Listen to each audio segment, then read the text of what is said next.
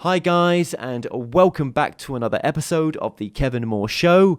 Now, on today's show, I'm about to be joined by my guest, Lee Sumpter.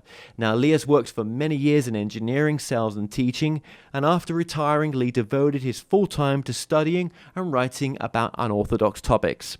Now, he joins me today to discuss Judy's story, and this is around the passing of his late wife and the new relationship they now have. Now, through Lee, Judy describes what its death is like and her struggles to give up the material world and to adjust to her life in heaven, and much more. So without further ado, Lee, welcome back to the show. Okay, well, it's great to be back. I'm starting to get used to this. Yes, the technology, you mean? Yeah. I guess. Yeah. Well, you've been on a few times, and for the life of me, I can't remember. Can you remember the year that you first, came onto this show? You know when that was? Well, I looked that up, sort of chased it down there, and because you gave me the links to those other two shows, and actually, one was in 2016 or 17, somewhere in there. That was actually the first book was actually recorded after I moved here, which was in 2015. I thought that was recorded up in Virginia. Yeah. And then the second one then would have had to be maybe 2018. The books followed each other rather rapidly. The second book, actually, somehow miraculously, I finished up in the few months, in 3 or 4 months after my wife died. Now, how I managed to do that, I don't know, but I did. And I submitted it, I think, in November of 2016. It came out the following year. That would have been 2017. And somewhere in there, 2017, 2018 is when you interviewed me about the second book, the oldest new. So let's just recap then. What were those books about, just for the audience who may not know? And also, let's find out, who you are, what you do as well. Now, and also those two links for those two previous interviews are in the description below. I just want to say that. Okay, the first book, is what's purely it's phenomenology. How do we create our world? And it gets into the nitty gritty of how we use energy in the universe, on Earth, to make things. So we make matter. In the second book, I talk about how we make the matter of the human body. How do we make a gazillion cells? I don't know how. I gave a talk about this recently, and I have these numbers floating around here on the desk. But we make millions of cells daily, weekly, monthly, and replace them. And that means that we're making molecules, and we're apparently making atoms. So we have quite amazing abilities that we're oblivious. We're just totally oblivious to it. So we make our body in our world. And I have a presentation, a little talk that I give, where actually I am able to show people a meditation by which they can actually see their soul making their body in their world. That's a freaky experience. The psychologists would call it disassociation. So I don't want to say that I'm showing people how to go crazy. I don't know. But anyway, all of these things have been shown to me over the years, and so I've passed it on. So the second book is how we do that, how we create the body, and how the powers that we have to do that, to create our reality, are ancient powers, and these are coming back. And when I wrote this book, I joined a number of writers who are promoting that theme, that the powers of ancient man, who was quite competent technically and spiritually, um, are returning to us today for our use, and sometimes in other forms. But they are returning very rapidly, and that's, I guess, the source of some surprises that people have, that they can know things and do things they didn't maybe they didn't think that they could. Okay, this third book, however, has nothing to do with it's still channeled, but it has nothing to do with the technical issues of how we make our world.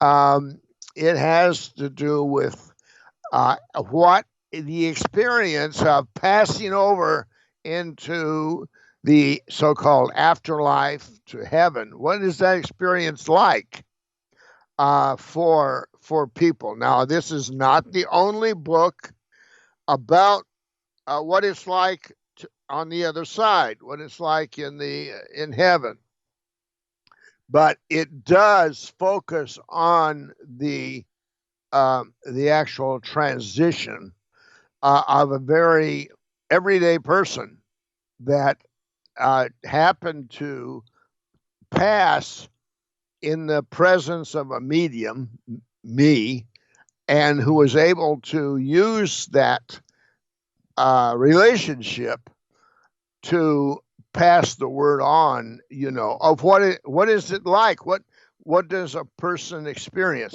And apropos, what the book describes, what my book describes, is a particular experience. Everybody is different. Everybody has their own reality. And so there will be certain things that are universal. And since I knew some of these universal things, it helped me deal with what kinds of information I was getting, although it took some shifting around, but it helped me deal with it. So I was somewhat knowledgeable about this, I will confess. But my wife's experience had to do with where she was coming from, her family, the setting, her friends, what was happening that day, and some of things of her own life goals and purposes. So that's not going to be the same with everybody, but there are some universal traits to this. And to tell you the truth, naturally the question comes to mind, well, what was it like? And the answer is, it was nothing. It was just nothing. It was simply a change of consciousness. 1 minute, she was sitting with a bunch of friends on a porch looking out over a lake. It was a beautiful, beautiful setting, beautiful day. And they were laughing and cutting up, having a great time. And that may or may not have been the problem, because she may have inhaled some of her food and asphyxiated. That was one theory of what took her. It could be her mind, her brain kept on collapsing as had been a pattern. It's not certain exactly what took her, but there she sat on the porch, and that's when she decided to pass. She had, she stopped responding. Her eyes stopped, they went dead. They were not moving, and there was that blank stare. And then her skin became sallow, yellowish, like that. And of course, there was no muscular response. It was heartrending. I freaked out, and I tried to revive her. I used, chest compression and stuff, CPR. And then a cousin of mine who was also a nurse, who had experience with this. Well, she tried CPR. The EMTs came, the ambulance, and they tried CPR because they had a minimum amount of life signs that they felt warranted that. We went off to they took her body to the hospital and put her in the emergency room full of tubes and everything, and put her on a respirator. And then they called for a helicopter, and the helicopter was to take her 15 minutes away to an ICU unit that specialized in asphyxiation, among other things. It was a cardiac.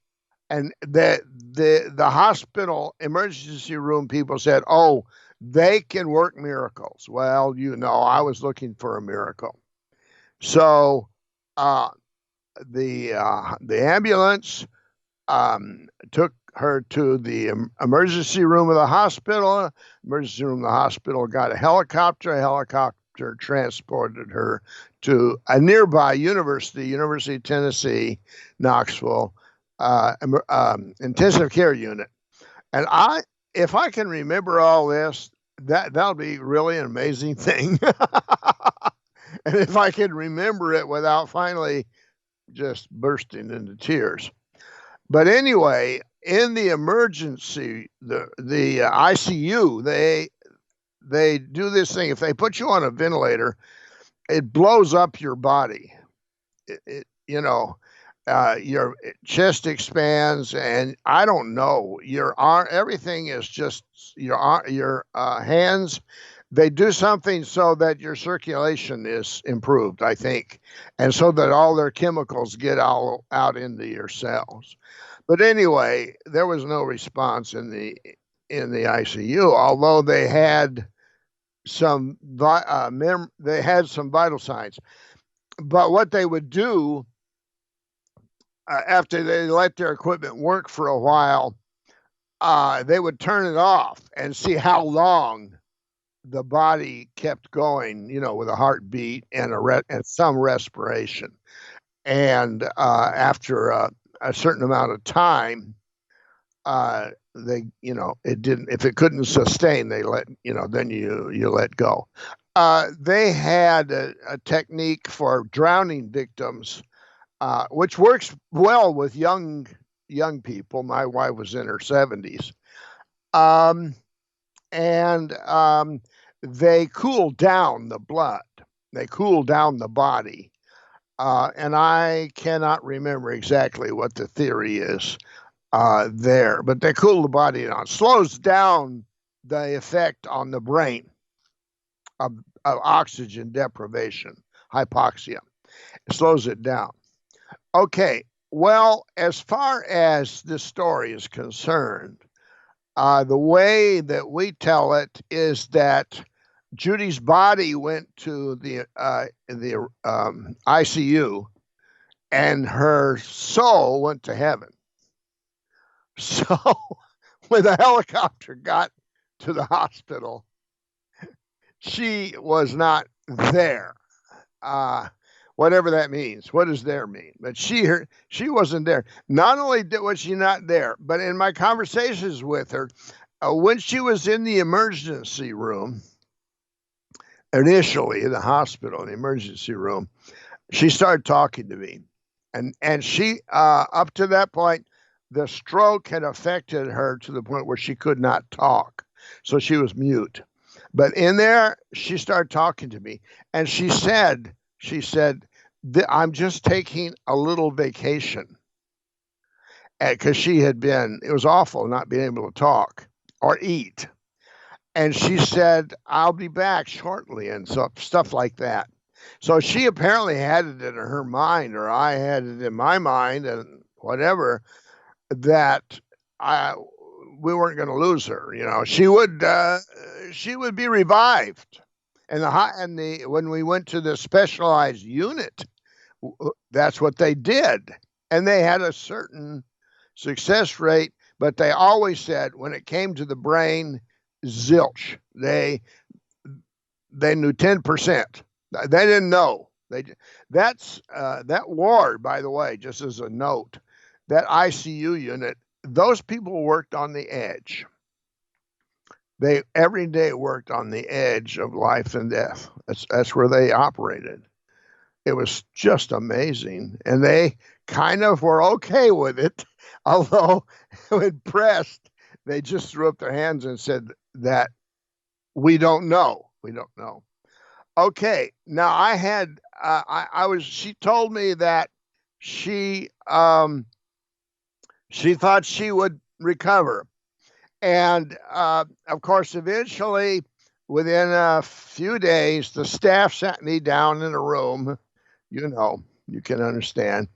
And they said, look, this isn't going to work. You're going to have to decide.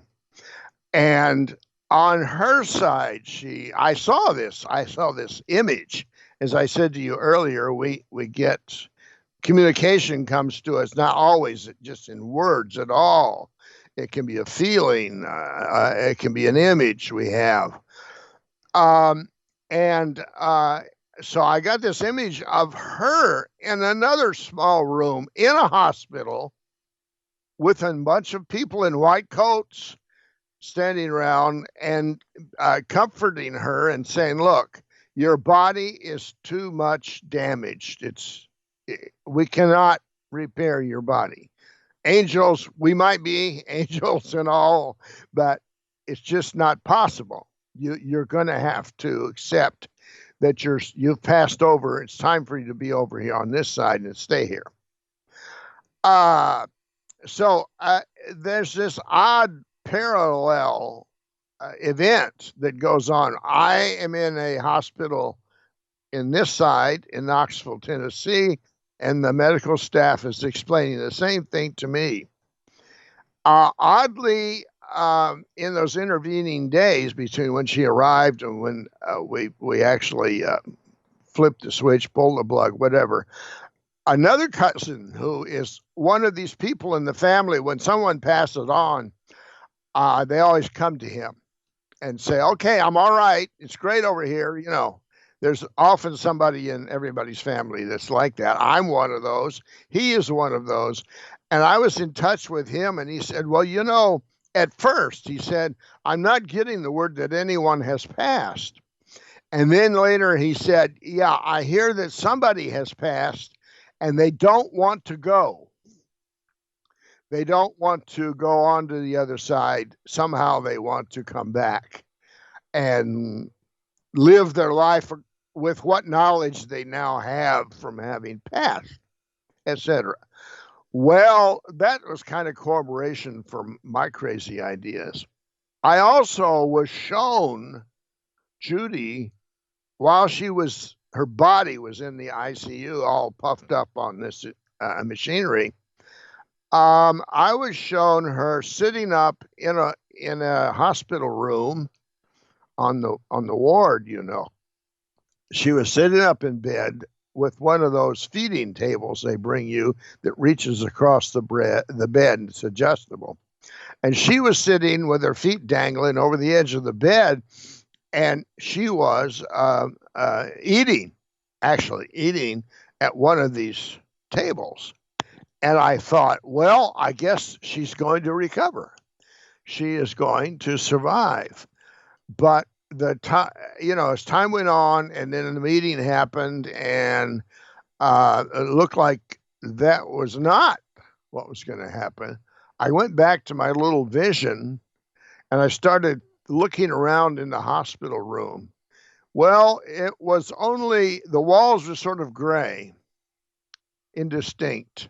There was, in a hospital room, you have all this equipment, lights beeping, sounds beeping, and people coming and going. They're very busy places. TVs are on, monitors. None of that was in the hospital room. It was like an old-fashioned hospital room. There was just her bed. She was sitting there. And, of course, eating was something that was totally, that was wonderful to see, but it wasn't what the case had been for the last year or so. And eating had been extremely difficult. Well, anyway, of course, in heaven, people don't have to eat. So it was all just an illusion for her and for me. Because I knew later, I thought about it. When you pass, if you're in a hospital with a lot of people, especially if you have been in a hospital for a little while, so you're used to that setting. When you pass over, they greet you in a hospital setting, so that it feels you're very comfortable with what's going on. You get to slowly adjust, gradually adjust. So I had another couple of scenes where I saw her in a hospital being treated, but in a very very modified, simplified setting. And then later I could say, okay, that wasn't a real hospital on this side, with all the commotion and people come running this way and running that and everything that happens. And when you were having these visions, then you were at the hospital by her side, or you were outside the ICU? Where were you when all this was taking place? Well, we have a trailer on the lake there, a mobile home, and I was there at the mobile home, waking up in the morning or sleeping. So she was at the hospital, you was at the mobile home? Yeah. What I would say is her body was at the hospital, and I was at the mobile home. And these visions were reassuring to me if I remembered what I had learned over the years, that you often are received on the other side in the setting that you expect to be in. Because at the same time, a friend and I would go. I was so beside myself that I had a cousin drive me into the hospital, about an hour's drive, and we were taking the elevator in the parking garage down to the floor to go into the hospital, and there she stood in the elevator with us. She was wearing a certain kind of a brocade, I think you call it, lace, like lace curtains dress. And you were seeing this. No one else saw this. This was your no, sort of. Yep. Nobody else saw it. My cousin did not see it, but there she stood. And I said, "Where did you get that dress?" And she said, because she didn't like lace when she was in life, living. And she said, "Well, they gave it to me." And oddly, I had seen her mother in the same kind of dress after we had her mother's funeral several years before that. And her mother was in a similar dress. So I don't know. Anyway, she sort of went with us through the hospital up to the waiting room for the ICU.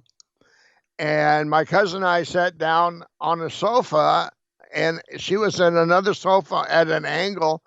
He never did see her, but I saw her sitting there on the sofa with us, waiting to go see her body.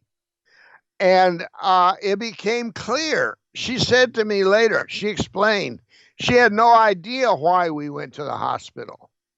She thought somebody in the campground had an accident and been brought to the hospital, and we were visiting them. She had no memory of passing over. She had she did not identify with the body. And this is also common. I read a passage a number of years ago where someone, this is not unusual, decided to go to their funeral. And they went to the funeral, and there was an open casket, and they looked at the body in the casket, and they made no association. They didn't recognize their body as theirs. This is some way in which there's a memory block, which helps you, I guess, transition. But she made no connection with the body, just none. So I realized that, for myself, the body thing it was there, and everybody else they had memorial services for her in the hospital room. Uh, sorry. But I realized that, that was just matter. It was just it was just molecules. So you were there when she passed?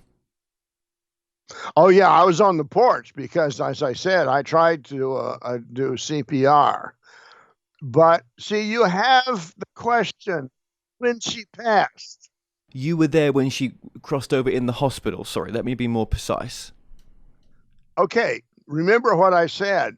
They took her body in a helicopter from a nearby hospital, a local hospital, up to Knoxville, which was for a helicopter 15 minutes away, 20, to that ICU. But how shall I say? Her soul went to heaven at that point. So she died. You could say she died in the helicopter. So she died. You felt that her soul left in the helicopter, but her body was still flying. Why did she say that to you, or did you ever get to ask her? Why did she keep the body going if she really had transitioned on in, or at least had she not made the decision to transition on then, and that's why she was holding on to her body on this side? Well, all of that's normal.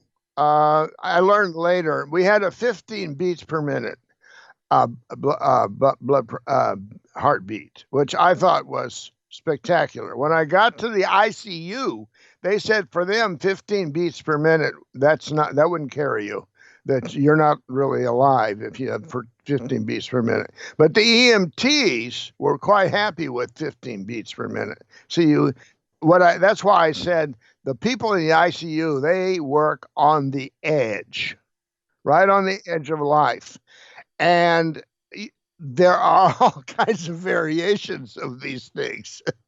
I mean, everybody is their own individual story. So if I would counter and say the hospital was keeping her, so she had certain vital signs as long as the machinery was plugged in. They were keeping her body alive, but was it alive? It had the numbers were there, but she was off already in heaven, beginning the transition. When were you told, shall I ask, that she had actually, it was over, that she had passed on? Well, okay, here's what you need to do. You need to frame your question in these terms. You have to say, when did I realize that she passed on and that she was not going to be able to come back into the body, even though we are not in a body? But when did I accept that no, Lee, she's not just on vacation. These guys cannot fix this body. They cannot resurrect her body. And I don't know when was that. Approximately when she told me, when I saw this meeting on the other side, where she related to me that they said that they could not fix her body. If the heavenly powers could not fix your body, yeah, that's it. Why were you being shown that? And what was that? Was she being shown that, and you were seeing what she was showing, or was she showing you what she understood? Who was showing what? Well, we're all in this together. Okay? Yeah, we're part of each other's lives. Right now, I'm part of yours, you're part of mine. And so it's a composite. And she had to come to the same realization. She had to let go, because if she didn't, that was going to hold her progress up in transitioning and just becoming an entity in the spirit world. See? So, okay, and let's just go back with the story. So prior to the day when she fell ill, or when she had the attack of whatever, she swallowed something or whatever it was, right? That caused this to happen, right? Which I guess everything happens at a divine time. You know, there are no mistakes, right? Right. This could have happened any second Right. of any day. Okay, so you said that she'd had other health issues at that time where she, I can't remember what you said there, but almost like she wasn't talking, and that's what you said, I believe. Yeah, she couldn't speak anymore, and eating was just really. How quickly had that gone downhill for her to be like that? Was that over many years or a year? 2 years. She had a stroke in the fall of 2014, which affected her speech slightly. We weren't really aware of the swallowing too much, but the speech, she was aware of herself. She said, "I don't talk like this. I don't talk like this." So it went from there. Now, I have read cases of a bulbar stroke, like just for instance, Franklin D. Roosevelt had a secretary for 30 plus years. She had a stroke like that, and in 2 years she died. And that's about how long Judy lasted. It was about 2 years. So you're having all these, you're having this unbelievable sort of connection with her in the spirit world. How difficult was that for you to even want to go in that space, to connect to her like that as well? Oh, yeah. This is always the question. Hey, it's all in your mind. You know, this is something that shall I say, told myself for comfort, you know. And that's why I brought in my cousin, who was another part of Tennessee that I was talking to on the phone. And he was reporting the same situation. Someone had passed over, but they didn't want to go. Now, that's not all that unusual. Some people die suddenly, and there's a shock, and for everybody. And they try to return to the body, or they scramble around trying to figure out where they are, and they try to talk to the people that are on this side that are there. The rules are that you can't. There are certain death itself happen. It's all a matter of our life is illusion, and the life that you make when you pass over is also an illusion that you create. And whether you're in molecules and energy, or whether you're in the world where it's just energy, it's all a matter of, it's all in your mind. Oh, God. I've been going over this because I'm getting more information. I'm actually working on a follow-up book to this. So it wasn't painful for her? I mean, no. I mean, people ask that to me. They say, no. Is death painful? No. You often leave the body long before the trauma happens, long before seconds. I don't know, but you're out. You're already out. And as I said, victims of trauma have no recollection of what happened. They don't remember the accident. They don't remember getting shot. This is crazy, but that's part of the rules of the game. Absolutely. So, what made you? Okay, so you've done your previous books. You would call it a form of channeling.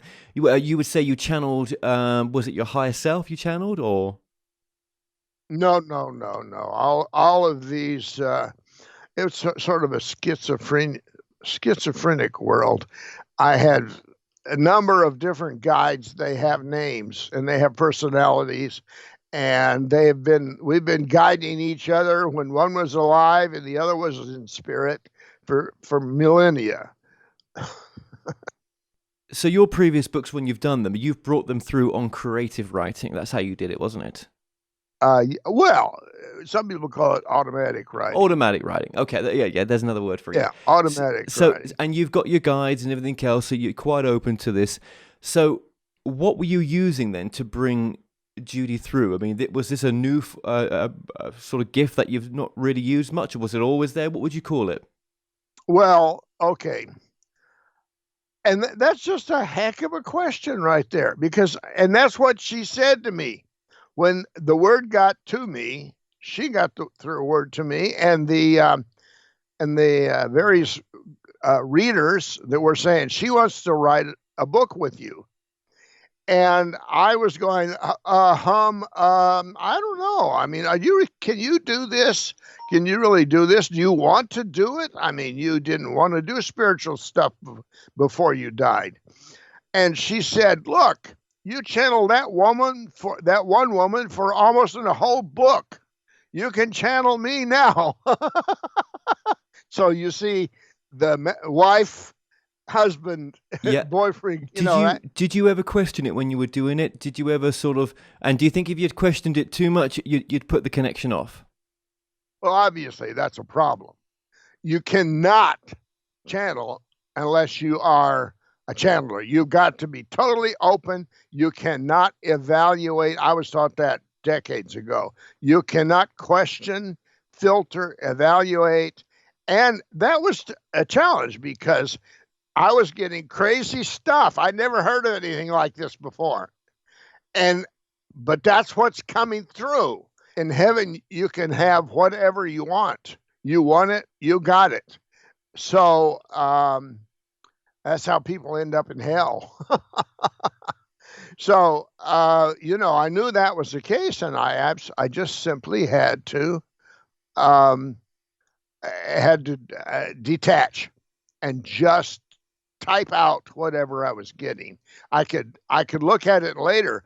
I told you earlier before we were on the air, about the monkeys. And, I mean, look, that's rather extreme, but she liked monkeys like she liked fountains. If she could have, she would have had a monkey. I'm not going to have a monkey flying around, but that's what that's what was in the story. So that's what got written down. And later on, sure enough, I turn on the TV and here's monkeys like what she was showing me. Okay. Right. Let's go to the point where you're in the hospital and the doctor's telling you, or were you in the hospital when the staff told you, or you tell us how it happened that she had gone? Yeah, we had kind of an appointment. They gave me a certain amount of time. I wanted to let people come and visit and say their goodbyes and those things, and I was also dealing with it. There's a lot more involved in all of this. Well, of course. And did you share with anyone at that moment? I guess it's way too raw, but that she was connecting with you. Was that shared with anyone at that point? It was shared with some members of the family who are psychic. Well, hey, I was very fortunate to have people like that. Now, one of those members of the family talked about going to see her in her hospital room in heaven, and they went through this one wall, which had a big sliding door, out to a garden where there was a hot tub, steaming hot tub, if you can think of it, and all this jungle. I saw that. See, I saw in Florida we have these plants that look like they're jungle plants. But they're just beautiful, beautiful plants. It's a white bird of paradise plant. They're huge, 3 stories. Anyway,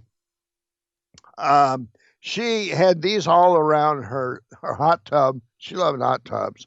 And my cousin talked about getting in the hot tub with her, enjoying the hot tub with her as part of her hospital experience. So I'm not the only one. Okay, so from obviously, having to go through that grieving process and the funeral and just everything that's associated with something like that we've all got to go through, was it constant communication with her? Just about. Yeah, just about. She kept repeating, it's going to be okay. It's going to be okay. Now, she had specific final, what do you call final wishes that she had told everybody about for years, for years.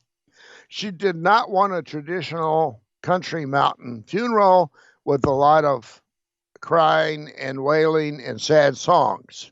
She kept saying that repeatedly. I refused to be in those conversations. Final preparations, is that what you call it? I don't know. I just didn't think that was parlor room, conversation. I didn't want to talk about it, but she insisted she wanted her remains to be cremated. And then she wanted the ashes to be put in the lake, or once we got to Florida, put in the Gulf. And she wanted a big party. She wanted to have a big, raucous, happy party.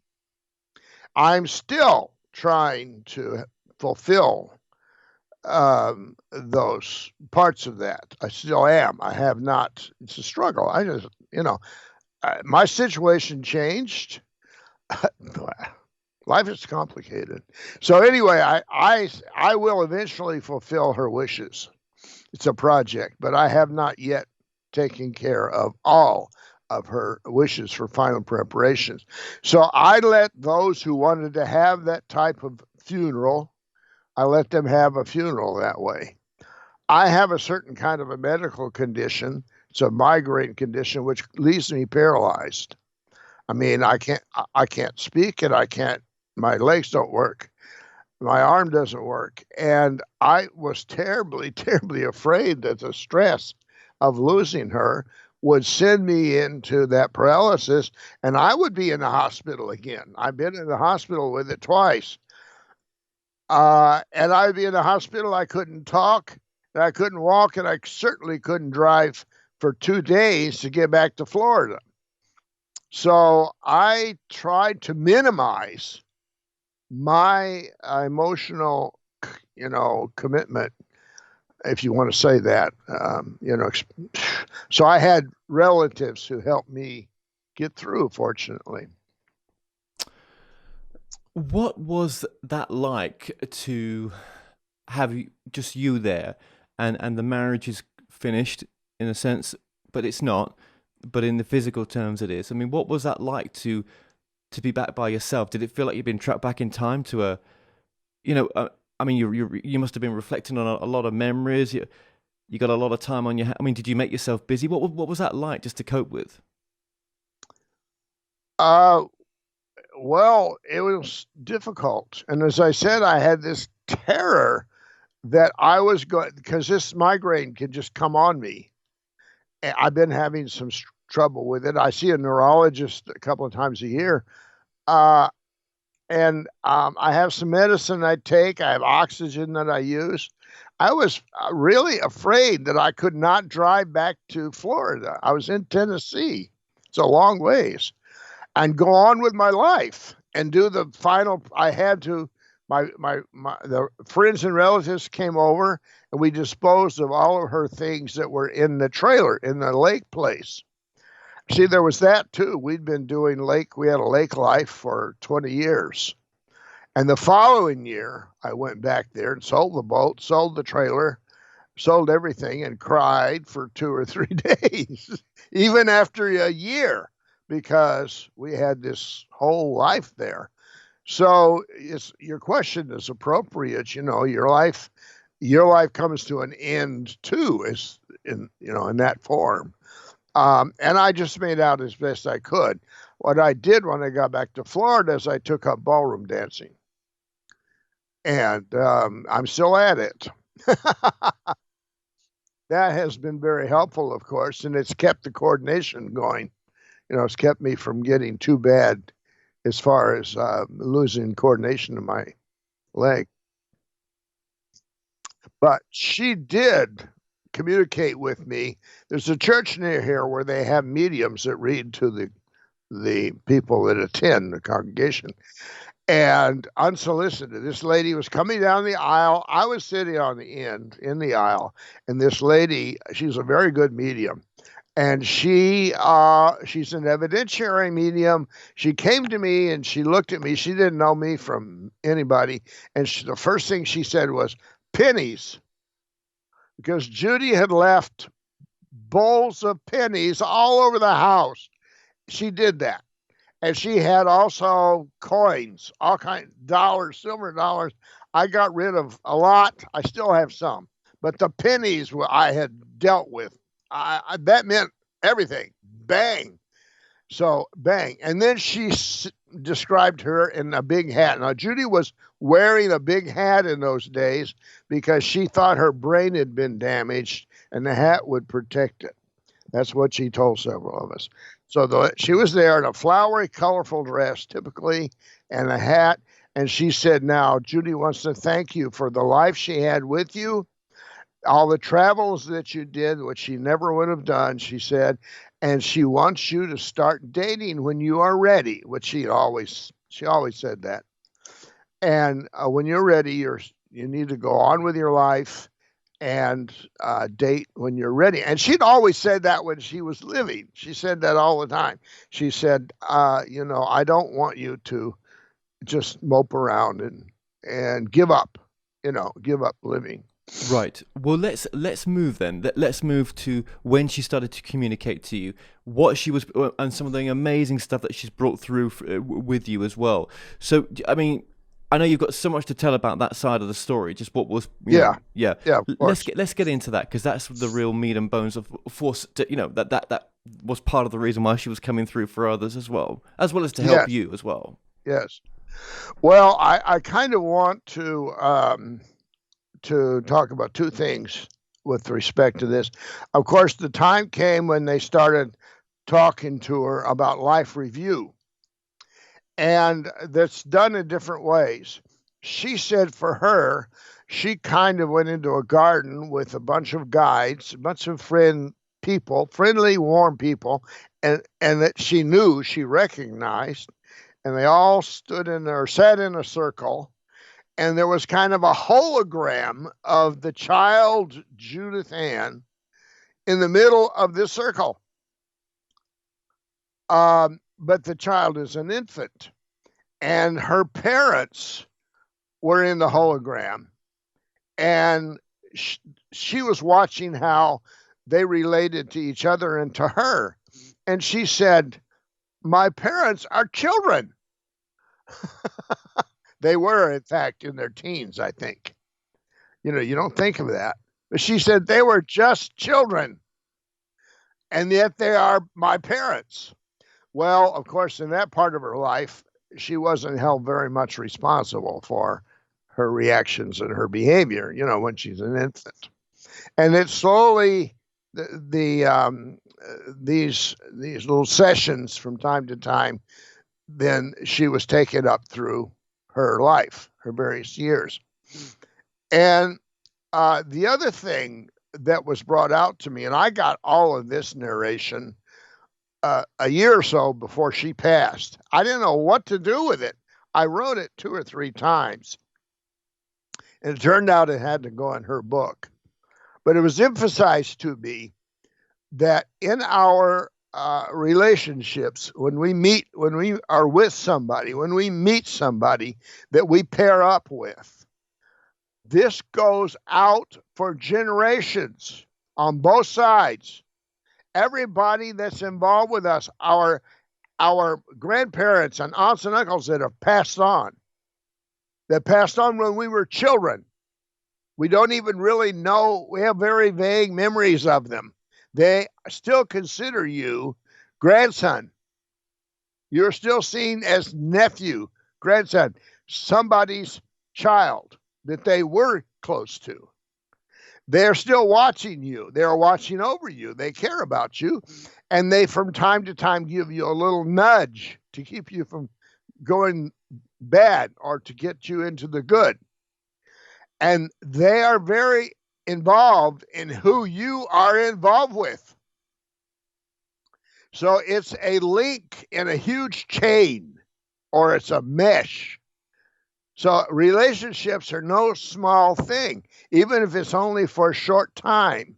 There is an emotional, sparks fly, and there's an emotional connection. And that goes out through all of these people that are part of your giant expanded family. So you're saying there that when we have a significant other partner, then on the what we'll call the spirit side, that they're also there's a connection in that on that side with those members of those different families. Right. It's like hundreds of people are watching over this union. What happens though when if it was just a short term relationship? Do they all stay connected still? Do you think? Yeah, yeah, absolutely. It's never. But God, it's so difficult to put this into words. But isn't everything all supposed to be one in a sense? But there's still individuality where we come from. Yeah. Well, the thing is, when you connect with somebody, there's energy there. And that energy flows out. And that's where, again, you have to be positive and you step up. You know, you're motivated that one way or another, for good or for bad. The other side, the person you are connected with is also motivated, but there's energy. And then the union, however slight it is, ephemeral, that has energy. That makes a ball of energy, let's say. And that goes out, that radiates out through all of the people that are part of the family of each side. Okay, so it's no small thing. Yeah. No. I mean, just something I've never even heard of that before. That's yeah. Okay, that's so cool. Well, that's what I said. I wrote it out 2 or 3 times. I knew a little bit of it, but it was really just well. Now that the point here too is that this book, the voices in this book, it's not only Judy, it's also from those who are with her, around her. Her guides, I guess mine, I don't know, but this was a very strong section that I wrote, and I wrote it several times, as I said, because I kept putting it away, and they don't want it. They didn't want it put away. They wanted that to be brought out. Absolutely. So, okay. So she having the life review. Her parents were looked on as children in this what we understand as what is a life review. Well, when you get to be 70-year-old, a 20-year-old is a kid. I'm sorry, no offense, but no. Absolutely, yeah. So in the life review, then, what else did she get to see? I'm guessing that process must have lasted some time. Yeah, in our terms, time. Yeah, there would be several episodes, and she would progress through. And sometimes, now some of these life reviews are done where they put. I've read several different versions by several different writers about this too. They put your life on a screen, like a big screen. And your life is projected on the screen. That's crazy. But I have read about it over and over. So I thought, okay, here it comes. The hologram part, no, that was new. I hadn't. But why not? Why, of course, it's an analogy for what we have here is an analogy for what's there. I don't know. But anyway, what did that do for her to go through that process? Did she have to feel the pain of what she done to other people? Did she get to see? What was she? What do you get out of something like that?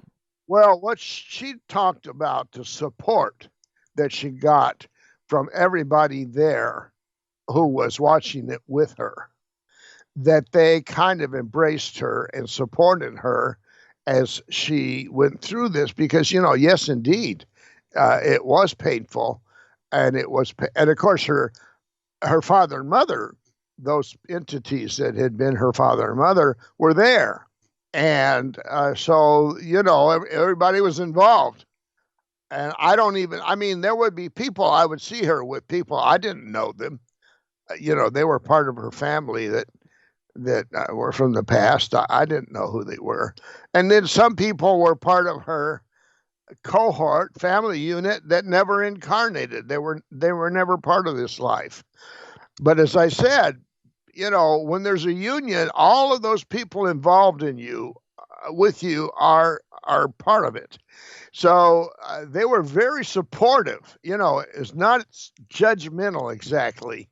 It was a matter of evaluation, and they were very, very supportive. But she had this fear that somewhere the devil would show up, either in some kind of a tweed suit with wide lapels or the red guy.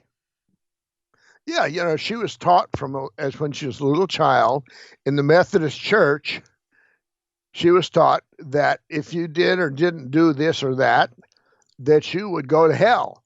And she always feared that this representative of hell would appear in all of these sessions with all these wonderful people and say, okay, it's time.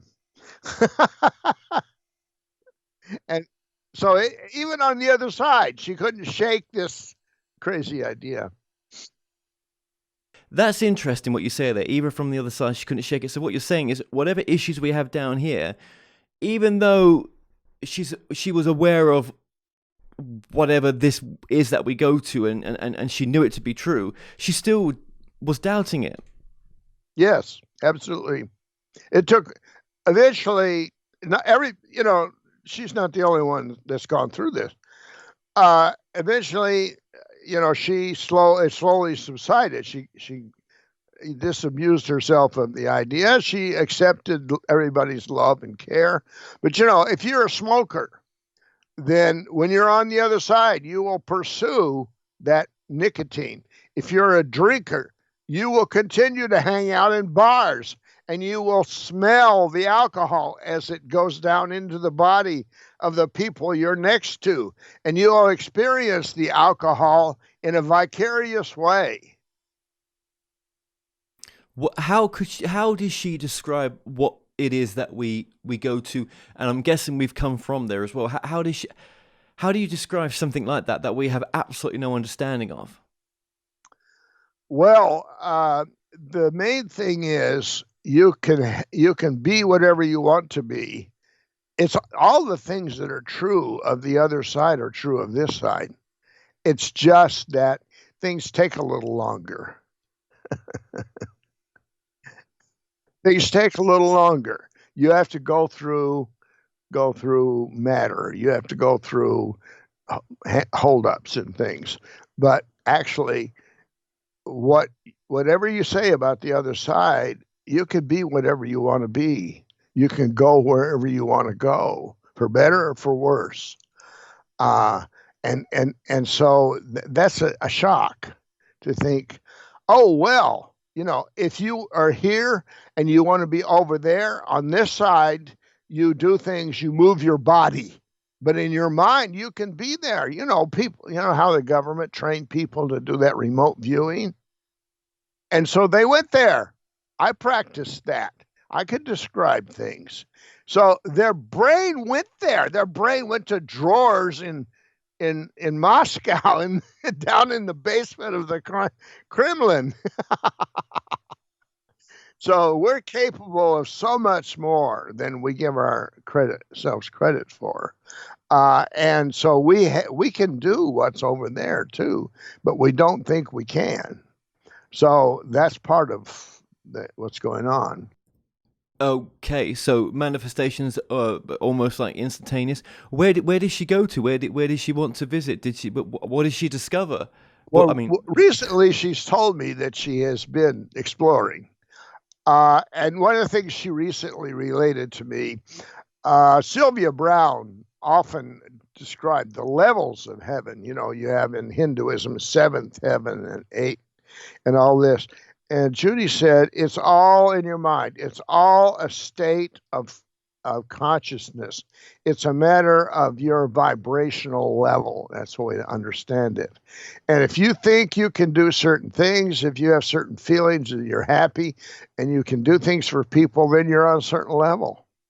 If you think you can't, then you're on other levels. But it's not like, you're on this level and you look up there's a stairway or a ladder or something. You say, oh, that's heaven number 2 or heaven number 3. It's all because heaven is all around us right now here. Yes, it is. Yeah, yeah, yeah. What is she learning? Do you think? What is Well, she's helping. She's helping children in Appalachia with health things. She has become okay. I was in on the training, and she was trained to be a guide, where you have to learn what you can say and not say and do. She will come to me and say, well, something's going to happen. But of course, as you know, I can't tell you exactly what. And of course, I've got these feelings, so it's going to happen. But she'll say, as you know, I can't tell you anymore. They're all that way. Well, when's it going to happen? Soon. Soon can be in 5 minutes or 5 years. They don't care. It's exasperating. But anyway, she was trained to guide people in temporarily when people would get certain projects or they would get certain things that they wanted to have happen. Then she would guide them through. Those guides come and go as our needs change. And then we have guides that are with us all the time. So she went to work. She made herself useful, which is what people do. I mean, people on the other side have jobs. But not not the 7-Eleven type of jobs. Something different. I don't know. If they want to have that, they can create that. And people will come forward to help them with it. But they do have some, not all do, but some people are like here, they waste waste their resources. Yeah. Really. Yeah. Well, what did she say is the reason for all this then? What did she say that what is the reason for having this experience on Earth, or if that's what it's just exactly what you hear, so that we can become more like God. So if you want, we can increase our powers. We can advance our soul towards more and better spiritual abilities. It's quite a bit of process. There's a lot of education that goes on over there. She immediately started, we could say, taking courses. I mean, there are actually lecture halls. There are actually, I saw one classroom that was like the mathematics building, where you have a small classroom and somebody actually in front of a blackboard, which was just all symbols, just a symbolism. It was a math class of all things. I wouldn't be in a math class, but anyway, it's like a university setting, and people on the other side are eager to learn now, and people on this side are too, really. So, because they want to know how this works, and if they didn't learn it when they were here, so you're learning it. So really, then there are really no mistakes on this side. But if you've done something that's quite heinous, and I say this in many interviews, you've raped, murdered, or whatever you've done that's really like selfish and cruel and just bloody nasty, downright nasty. Yeah, I mean, we're all going to the same place. We're all going back to the same place. You'll never get rid of it. That eternal damnation has a little bit of truth to it. Now, here we go, Kevin. I'm a little bit older than you are. Okay? I can remember everything that ever happened in my life, whether I want to or not. I can remember everything. So don't do stuff that you don't want to face, because you're going to face it. Yes, that's just a little thing that I've learned. Face it in what way? Well, it's there, and your squirrely feelings, And if you I don't have feelings, so you squelch that. How likely are you to have a great time working every day in a 7-Eleven if you're a real bastard. Oh, I guess I shouldn't know Yeah, that on you the can air. say that. Of course you bloody can. Yeah, yeah. But how are you going to be able to enjoy that? Just like you can't enjoy it here. You put yourself in a real negative situation, and it's really hard to get out. So if you want, there is a hell. It's a hell of bad vibrations, and it's hard to get out, even though the people on the other side try to help. But you yourself have to decide, and it takes a long time in some cases. Right, right. So that's kind of that's a terrible prospect. That it's going to always be with you. Just like Lady Macbeth, you can't wash the stain out. Now, I don't know everything there is to know about all this. Okay, don't ask me. My knowledge is ridiculous. It's like I know about what a 1-year-old would know. Is What that? what was some of the important stuff that was told to you in the sense that was really like made you think deeper? Was like, oh my God, what was some of that information, if you can share just some of it? Well, what I've already shared with you about the way that families are involved whenever there's a union between friends or lovers or whatever it happens to be. That that goes out and out. It's like the pebble in the pond, but it's like two pebbles in the pond, and those just go out and out and out. Um, but there's also the thing that you can have whatever you want, and if you don't watch out, you'll waste a lot of time with silly superficial stuff.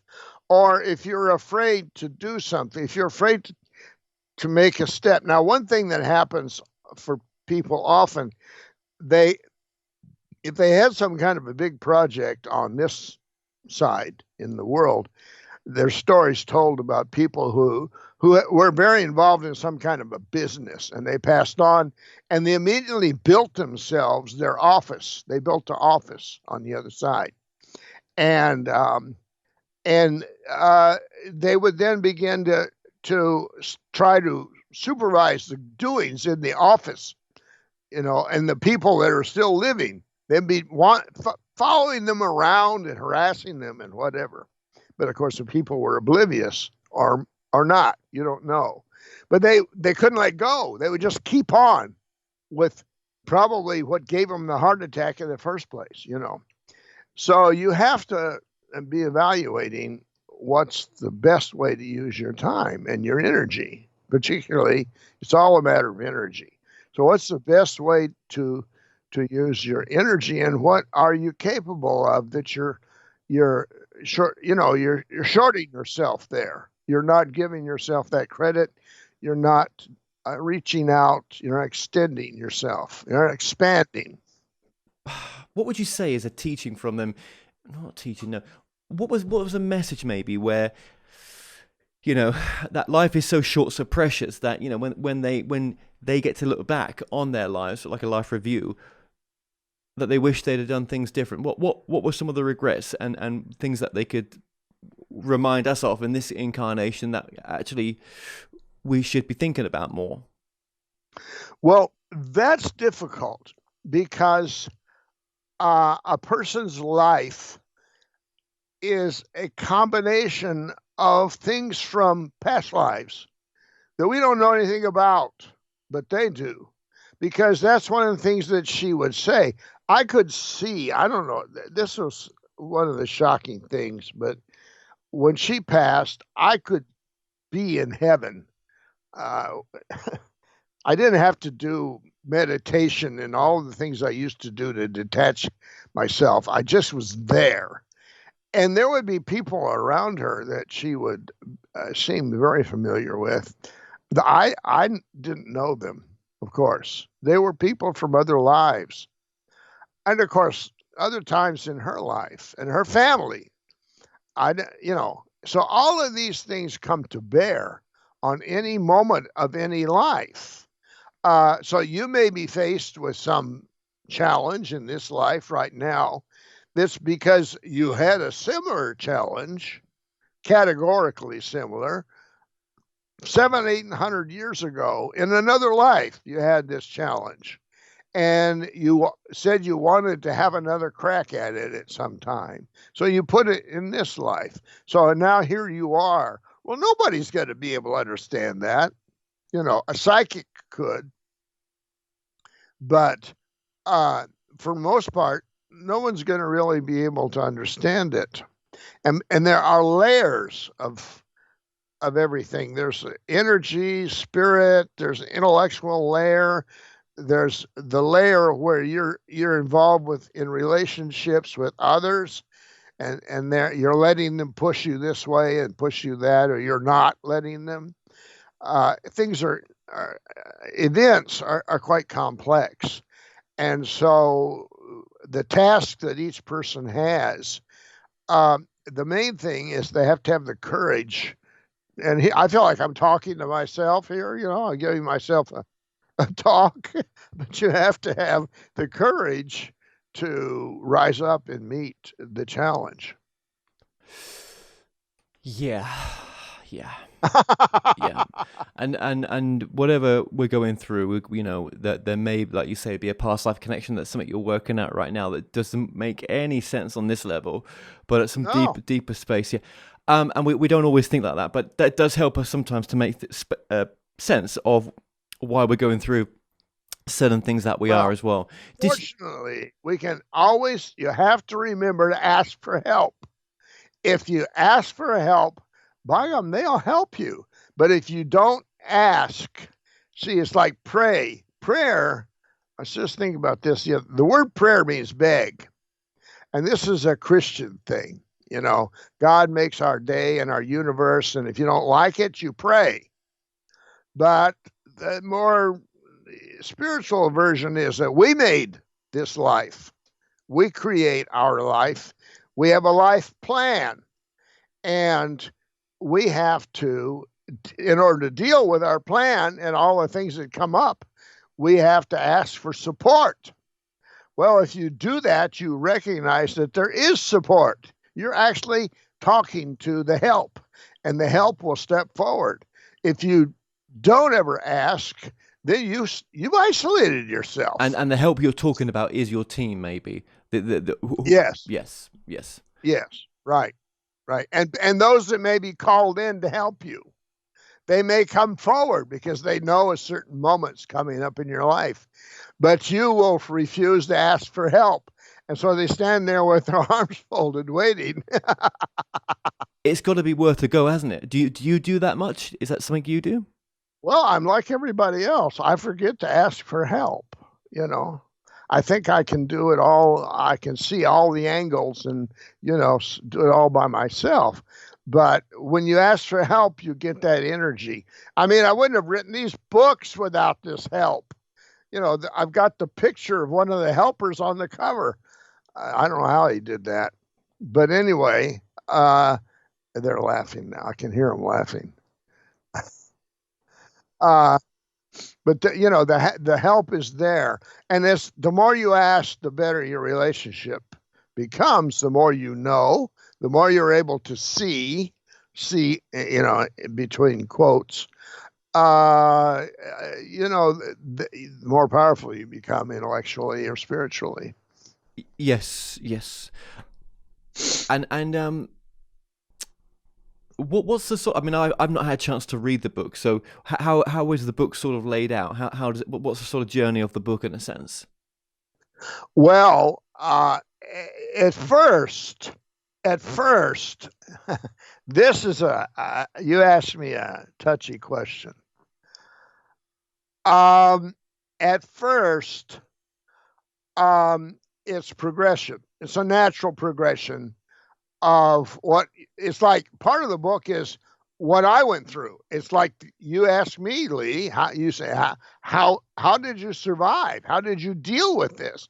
So I am partly narrating.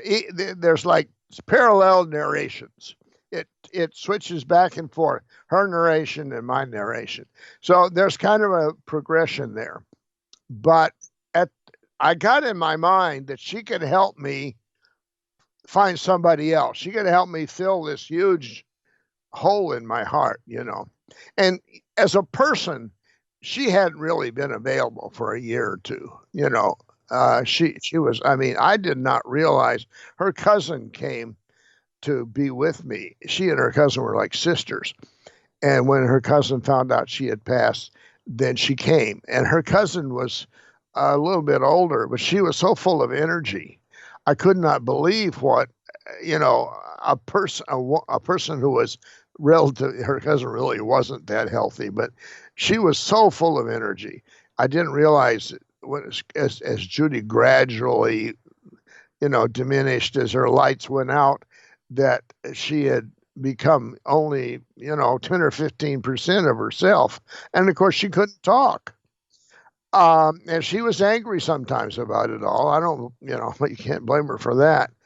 But she was very courageous. She was really courageous. Oh, man. So anyway, I had it in my mind that she could help me find the next one, somebody. So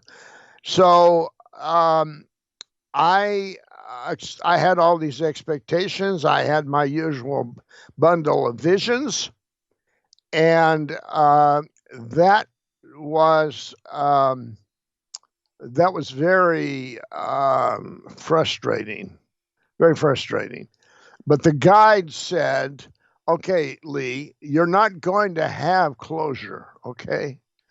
So leave the story open, leave it up in the air for the reader." And I had completely forgotten that there was supposed to be a sequel. There was, but I completely forgot about it for a year or two. And then I ran into some notes that I had here on the desk just a few weeks ago, and it was all this stuff about a sequel. And I thought, whatever happened to that? So I started writing. So I don't live in I live in ambiguity. Right. What do you think the next book's going to be about? That's a good question. I am part of the book. Part of what I've written about is the way I always see in advance. Every house I've lived in, I always saw it before I got there. Oh, with every relationship I've had, I had visions of that relationship. This has been pretty wild. And I've had a set of visions that applied to two different women, and I've not been able to separate them. Not the women, but the visions, where this set went with this woman and this set went with this woman. This has been excruciating. I guess there's something where I have to spend a certain amount of time in the spiritual world sorting things out so that I can, this is how I get what I write, if you want it to be, or that's a psychologist might say, well, that's just when you pass into your spells of craziness. I don't know. But I have had visions about everything that has happened. And I find all of this to be curious. I haven't figured it out yet. So that's in a lot of the book. But recently I have, in fact, then started writing down narration from Judy. It's easier now, but I've started doing this narration. So I don't know. When I write these things, they're all over the place. I don't know where it's going. And then at some point, click. It goes together. And that's just the way I do it. Fiction writers have the same thing. They write episodes and episodes. What's this book done for you, would you say? How has it helped you in your journey? Well, it's made me much stronger, and it's made me much more able to teach others. Really, people have come to me. I do talks around here, and where I live in Florida, there's a lot of spiritual people, and they get together, and some are more advanced than others, and the ones that are more advanced teach the ones that are less advanced. And we have people that come in that are really big names in various fields. There's even an association here for the near-death experience. I haven't been to any of their meetings yet, but you know, even there are all kinds of really important people in all this field are come here to speak. So it's very active spiritually, and it's a really good place for me to be. But the book's been your healing as well. Absolutely, yeah. Yeah, it certainly has. But it's not so simple. I really can't. For this interview, I toyed with the idea of plowing through it and making notes and stuff. And I don't want to do that. There's still pain. Of course, there is. There's absolutely bound to be as well. And would you say that most of us have this ability to connect with our loved ones, and that we just choose not to? Yes, that's pretty much that's putting it quite simply and succinctly. I think it's more complicated than that. I think our loved ones communicate with us in all kinds of ways, but we choose not to see it. I mean, what's his name? The Chicken Soup for the Stale, Jack Canfield. He's got book after book after book about how people that have passed on communicate with us, in all kinds of ways. So there's plenty. The public record is legion on these kinds of experiences. There's just a lot. You can't, if you want to deny it, you're going to be busy. Yeah, right. Yeah. What do you think a life of looking into these questions versus a life of, never looking into these subjects? Well, I don't know. That's a very good question. I mean, I tended to be quite a skeptic for the first 20 some odd years of my life. It's kind of my experience has been that it's kind of forced on you. I mean, even if you refuse to acknowledge that there's something there, somehow people who are very much into it gather around you. And they talk about it and they have experiences. And so you are in a situation where you have to go find another group, a circle to be with, or you've got to, listen. You got to say, well, maybe there's something to that. And that's what most people do. But I don't know, I mean, what's her name? Caputo. She has all kinds of examples of people who are skeptics and who pass on, and who go on, who dispute with her. Now they're on the other side. She can see them. They can see her, but the audience say, or nobody else can see them. And she argues with them. They say, I never did believe any of this when I was alive, so I really can't even be talking to you. And she says, well, it's okay. You can talk to me. Of course, they are talking to her. So anyway, this kind of craziness, and I don't understand what's the point of having a life and being a non-believer. Let's put it that way. Not allowing for spiritual truth or God or other things in your life. What's the point? What's the point of having a life like that? That's a mystery that I puzzle with, and I can't understand that. It just seems like you're just operating in hell or oblivion. Yeah. What would you say is an important message for what you're doing right now? Well, it's the same old message. Pay attention. Pay attention to sources of information things that you have in your mind, inklings you have in the back of your mind, or in your heart. People who are really successful, they pay attention to these things because these are messages. You can kind of know how this game's going to come out. You can, gamblers fall, you can kind of know what somebody's going to say. You can kind of know what someone's going to do.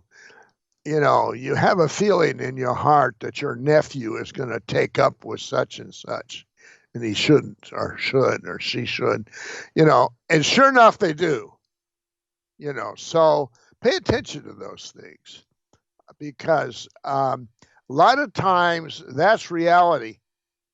That little voice or feeling that you've got in the back of your mind, as they say, or in your heart, that's actually reality talking to you there, and that you should pay attention to it. Absolutely, absolutely. And is there anything that you might want to add to this interview as well? Well, I hope we have more eventually, and there's cause for it. Well, yeah. I mean, I can't believe that. I mean, I'm so happy for you that you're doing the next book. That's fantastic. Well, it may be a while. I've been repeatedly told that there's a fourth book, but it's got its own time, its own schedule, and it's whatever it is. And I'm just, I don't know what I am. I'm the writer. I write things down. That's what I do. Yeah, yeah. And I guess you feel that it will happen when it's the right time. Yeah. Well, see, it's been explained to me that when I write this stuff out, even if it's on the computer screen, I'm bringing it into this reality, and it's now in the vibrations of this life. And those that are tuned in that are desirous of knowing these things, they will pick it up and go. They will grab it. Like your program, the people who need to hear this will find it. They will find this show. So this is the thing. Keep putting this out there. Well, I just hope that I've opened some hearts and doors. I think so. Often after I do these talks, this is what people tell me. This is the kind of thing that they tell me.